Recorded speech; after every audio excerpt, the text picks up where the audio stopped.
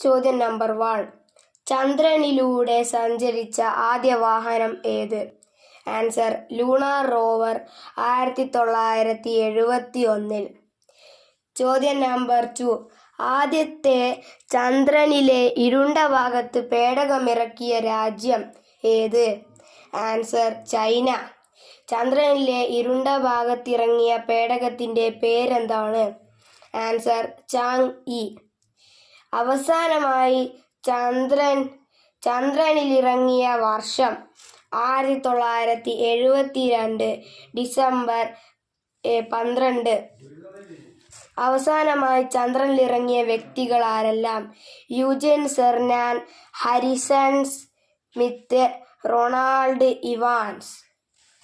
ചന്ദ്രയാൻ ദൗത്യത്തിന് ചന്ദ്രനിൽ ഇടിച്ചിറങ്ങിയ ഉപകരണം? Answer MIP.